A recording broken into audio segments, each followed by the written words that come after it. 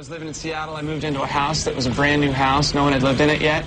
The first day I walked in there to look at the house, there was another family looking at the house, and this woman, who was kind of a jerk, fell and broke her ankle on the steps that went from the big basement room up to the top, right?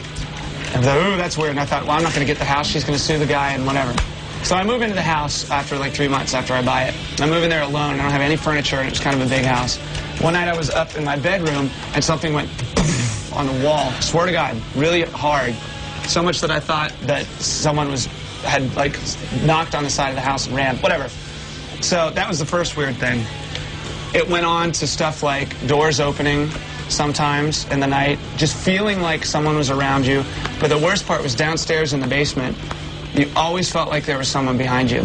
And whenever you went up the steps, you felt like someone was chasing you back up the steps, right? Boy. So, and me and my ex-wife, we were living there together, we would just talk about it. Like, finally I was like, God, I came running up the stairs and I said, man, every time I'm down there, it feels like there's someone behind me. She goes, oh my God, me too. And I never said anything. She was scared to go down there. So this one night we were down there watching TV. Motion detectors are going off, but there's no one there, kind of thing, and really weird. So then this woman, this friend of ours who would come over and work downstairs in the, whatever, she, on Halloween, we were like, let's tell ghost stories and blah, blah, blah, and blah, blah, blah. And she says, you know what's weird? Whenever I'm downstairs in your house, it feels like there's someone right behind me. I'm like, no way, and we never said anything.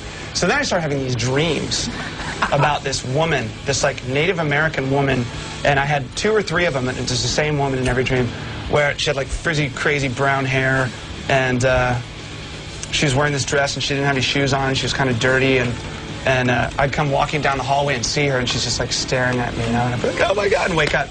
Anyway, so all this stuff started happening, and one night we whipped out a Ouija board.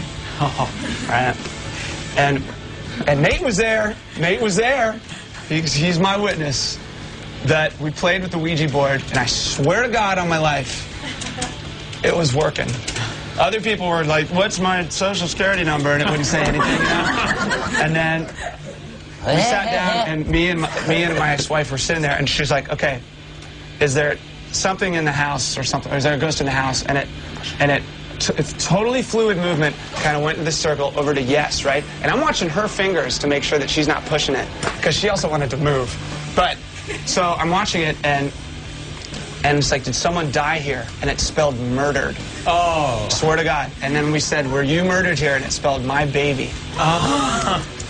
And then we asked, the realist that like, when did it happen or whatever? And then we asked, like, why are you here? And it spelled new house. And then I said, like, are you only downstairs? And you get little goosies. It said no. And I said, are you the woman that I see in my dreams? And it said yes. Honest to God. And then we went camping, and one of us disappeared, and we were dancing.